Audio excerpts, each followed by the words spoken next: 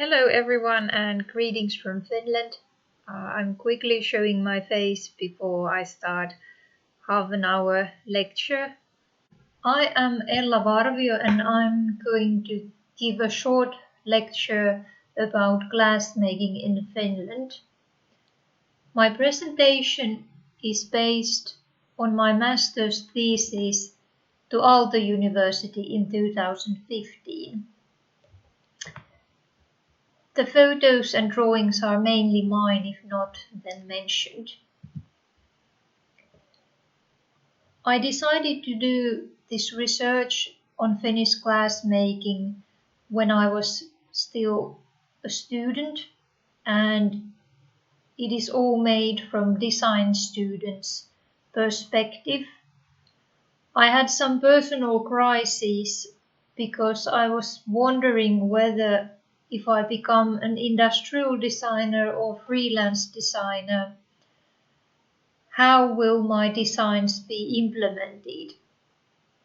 Because world is getting more and more global, it is more common that the production is outsourced to countries of lower labor costs and poor laws when it comes to workers' rights or environmental issues. So when I was thinking a lot about this, I decided that I need to turn my eyes homewards, look into Finland, what kind of possibilities to make glass is here, what is the current situation of our industry, and how are the small studios, and also how it is for independent glass blowers, designers, and artists. What is their mindset and realities? One part of my personal background and the motive to do this research was that as a student in summer 2013, I did an internship for Nuutajärvi Glass Factory. It turned out to be the last summer that this factory was in operation. The next year it closed down. Nuutajärvi is a very well-known factory and it was known for its designers and quite nostalgic products known here in Finland and also abroad.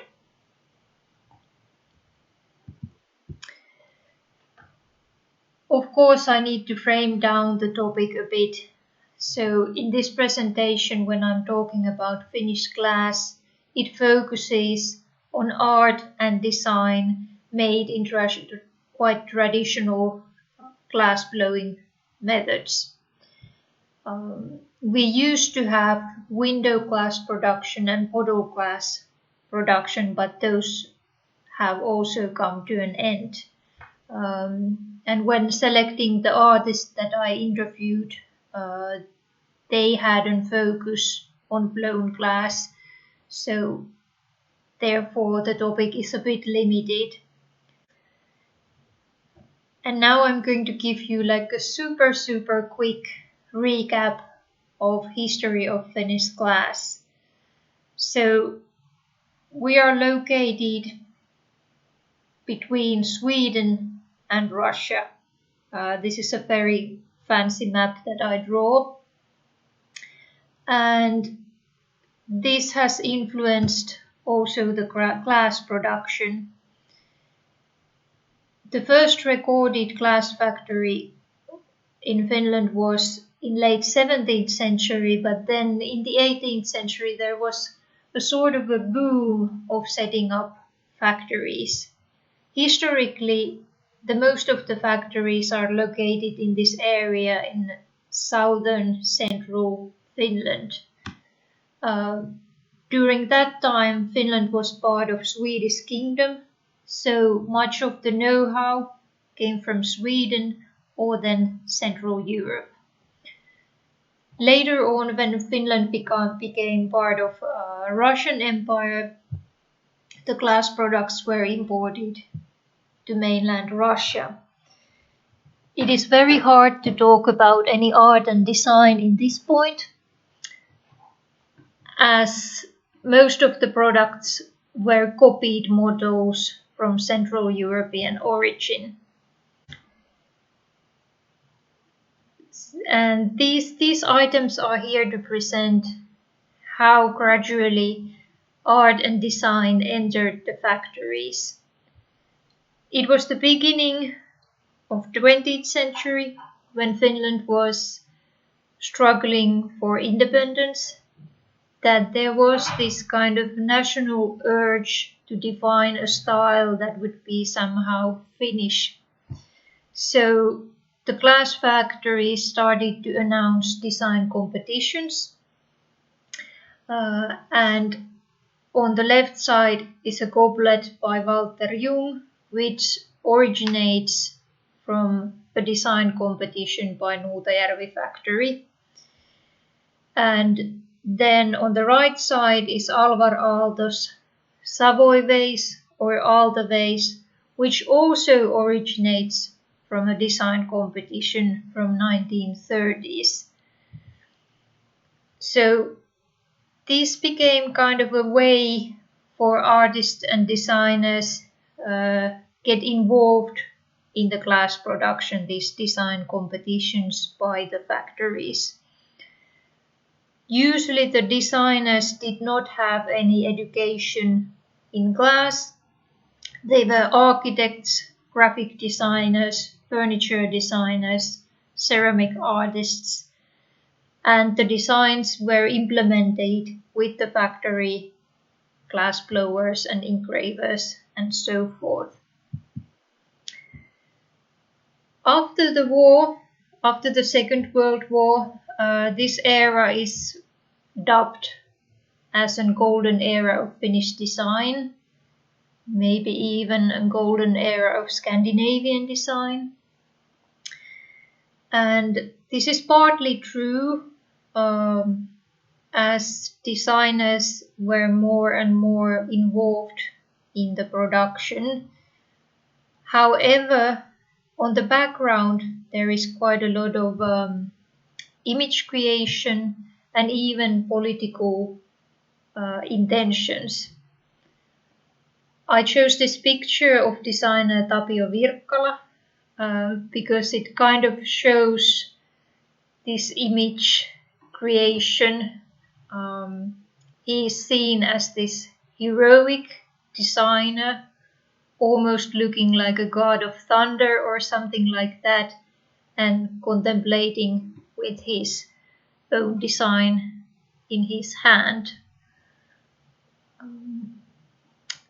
In 1950s, Finland was still rebuilding itself after the war, and there was an agenda to prove that Finland was industrialized country with links to Western Europe.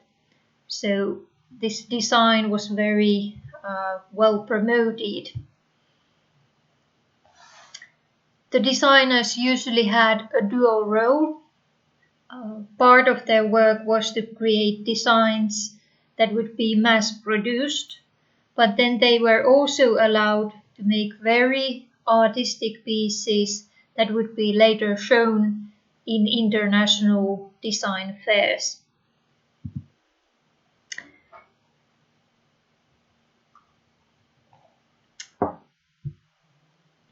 And then when in Northern America you have the studio glass movement, it does gradually come to Finland, but quite later on, most of the artistic glass is still made within the factories. In the heydays of the glass industry, the designers had certain artistic freedom, especially in Nuutajärvi factory, where the designers were allowed to use some amount of their working hours for artistic experimentation. Here is a picture of Oiva Toikka's work from 1970s, made in Nuutajärvi, and he was a full-time designer for Nuutajärvi factory and later a designer for Iittala brand. And then when we come closer to this day, this is what happens. This image shows some of the glass factories in Finland and the years that they operated. It's not all the factories, as there were also some minor ones, but you can see from the years that it is relatively recent that these factories closed down. The main reason is that Finnish glass cannot compete with price on global markets. And also the role of star designer or even the profession of being a full-time glass designer ends.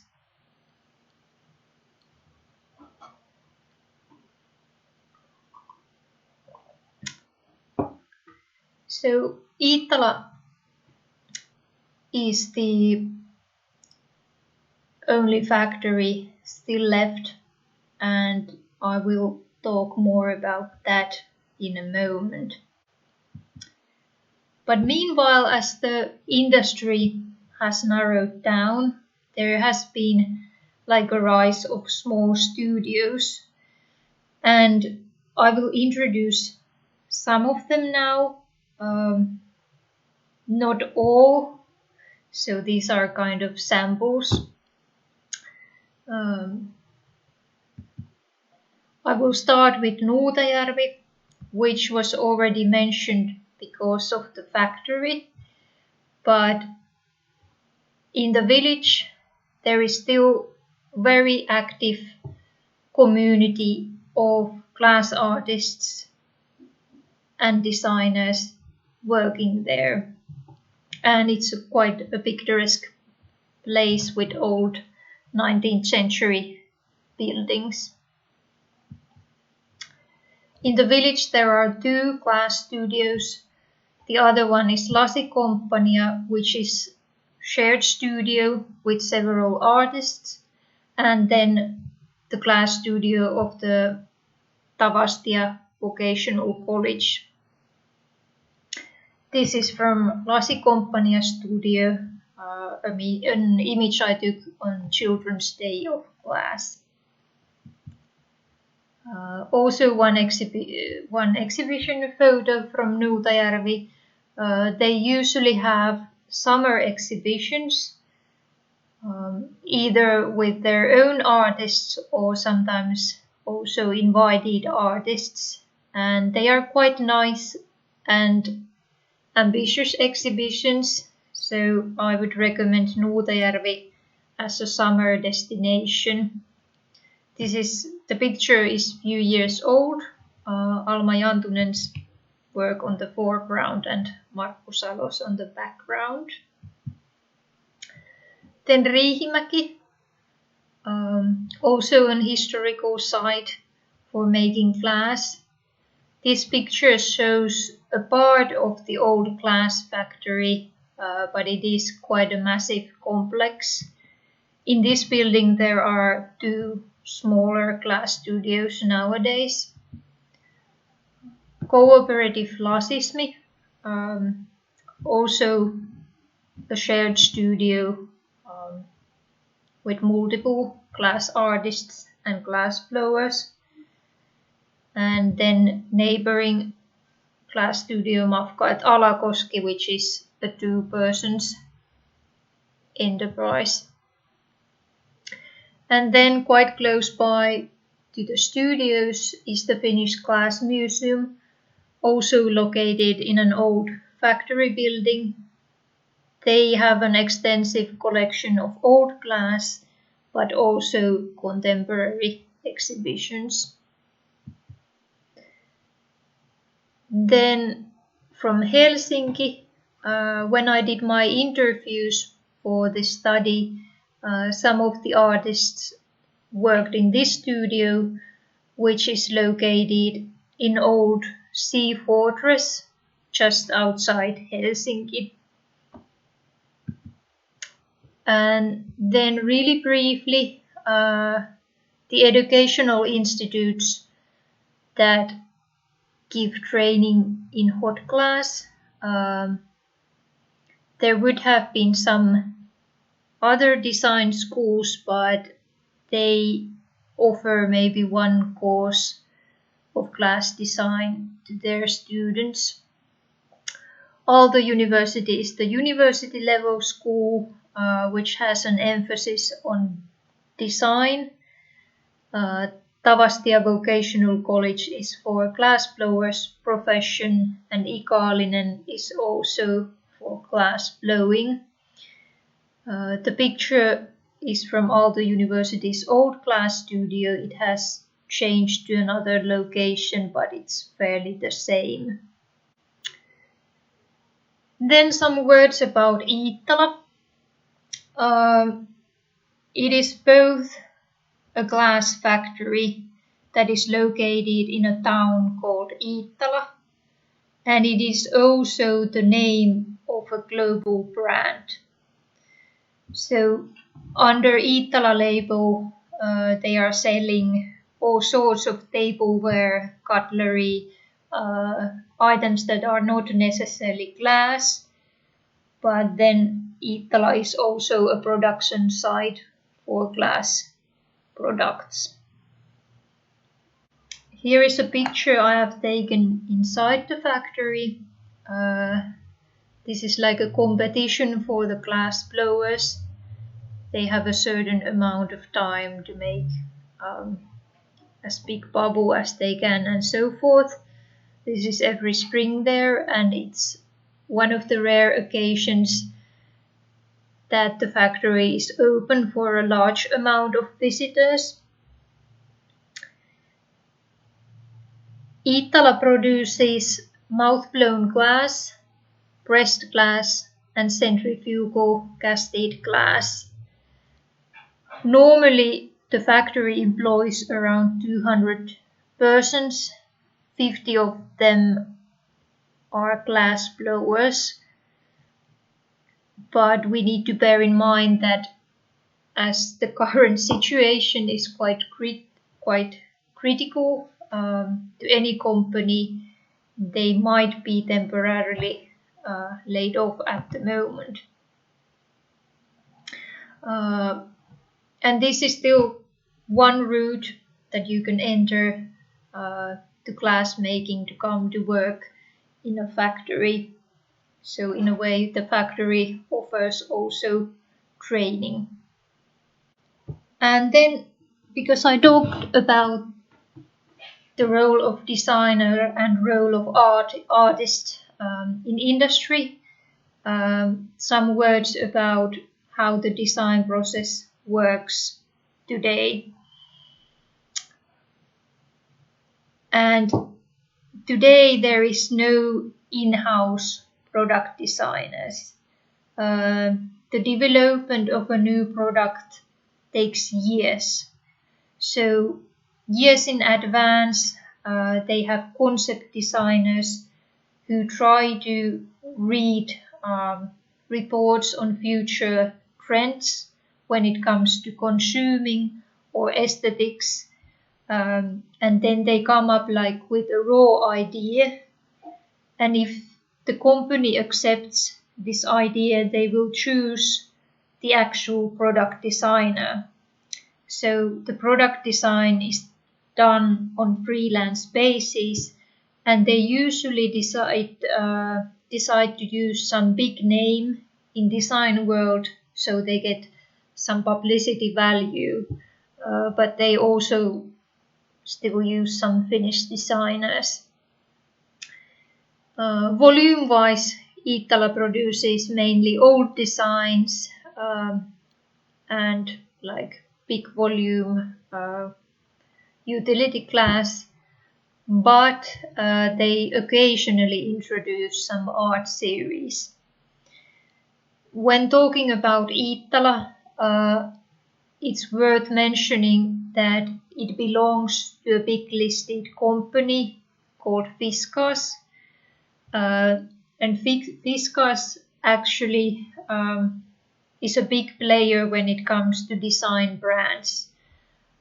Fiskas owns, for example, Rörstrand, the Swedish brand, Royal Copenhagen, originally a Danish brand, Wedgwood, Waterford Crystal, several quite big brand names. So there in the background is a really big listed company.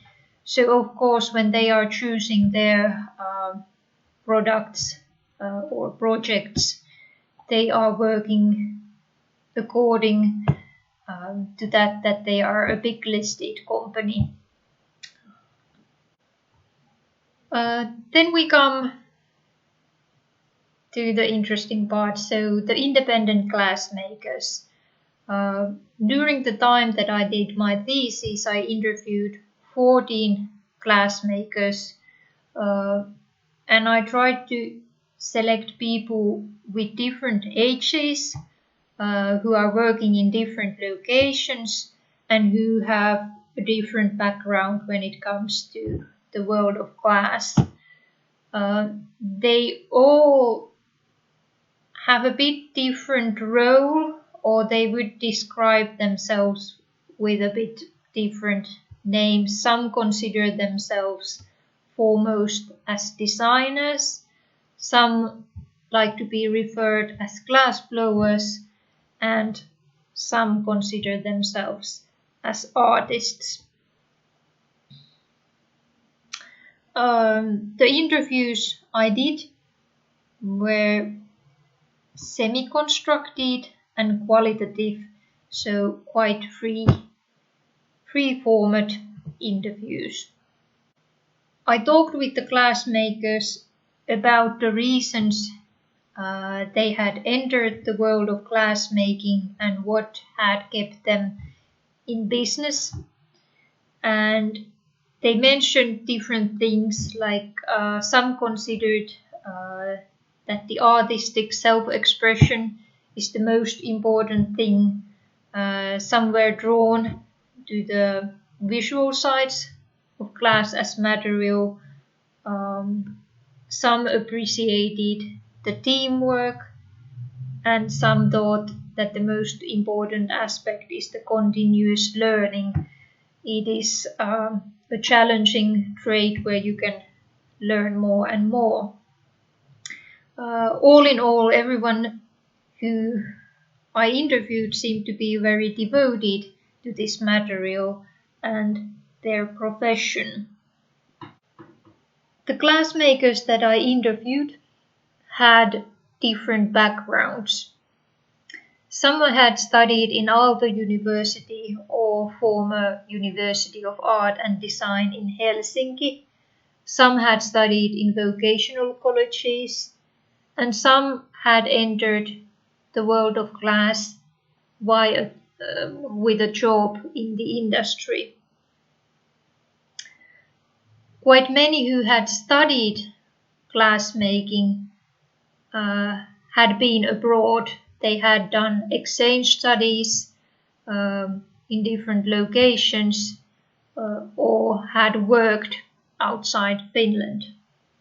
So therefore you could think that the know-how of glassmaking is getting quite international.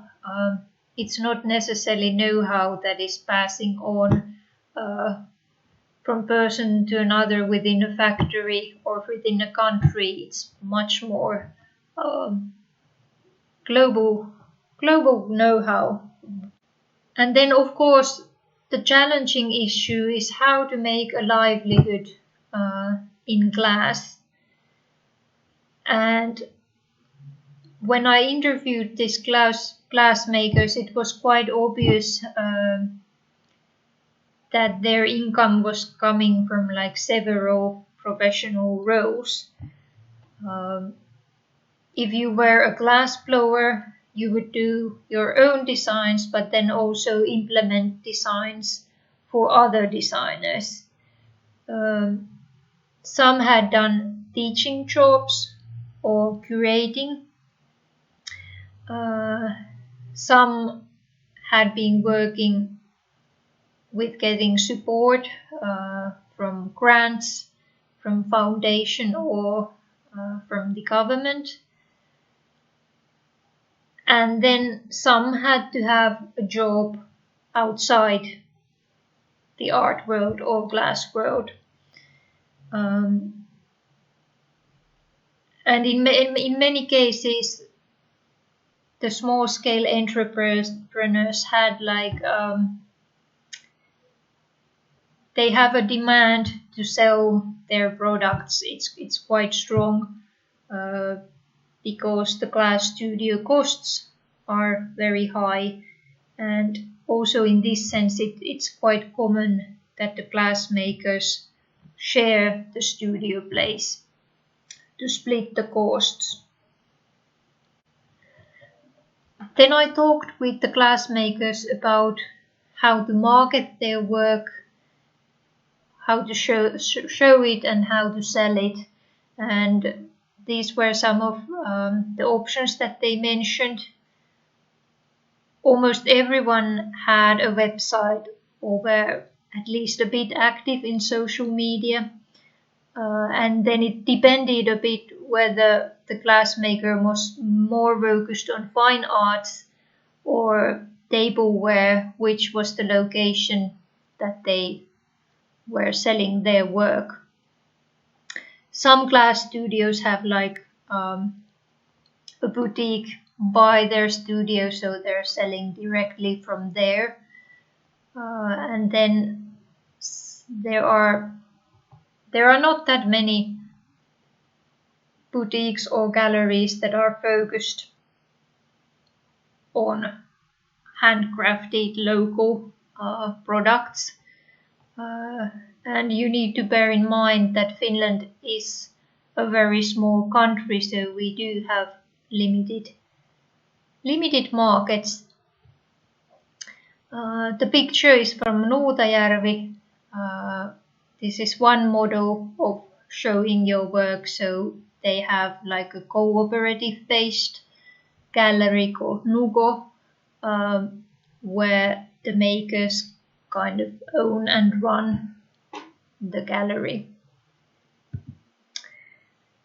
Then at the time of the interviews, the closing down of Nuutajärvi factory was so recent that there was a talk about this industrial past and where we are maybe heading next. And today there is still a connection or thread from the past, because some of the glassmakers that I interviewed had been employed by the Finnish glass industry, either as designers or glass blowers. And even in the educational institutes, it used to be so that some of the teachers were former factory glass blowers. So some parts of the know-how does come from the industry. But of course, when the new generation is coming to the field mainly by education, and they are traveling more, so in that sense it is changing. But the industrial past is also present because many of the studios are located on sites that used to be glass factories. And then this is the interesting question. I can mention some things that came up in the interviews when talking about what will happen next, what is the future of Finnish glassmaking. But of course it would be super interesting to place the same question on the current situation when the whole world is in a lockdown and everything is super closed. But anyway, when it comes to small studios and handcrafted glass, it does have some assets compared to heavy industry. Firstly, the design process is much shorter. So if you come up with a fresh new idea, it doesn't take years to implement that if you work in a small studio. Then some glass makers are clearly focusing on the fine arts, pushing the limits and going more to the contemporary art than producing tableware. And of course, glassmaking does have this recreational value. It is seen as something interesting for people to see and maybe experience. And maybe you could think that there will be counter trends. If now we have been going to more and more global economy and global world, maybe in the future it becomes a trend that you are supporting your local craft person and buying from them. But this is of course hopeful thinking. And then to mention some changes that has happened since I did the interviews. Firstly, in Nuutajärvi, there is a Nuutajärvi Glass Village cultural foundation, which aims to organize workshops and activities in Nuutajärvi village.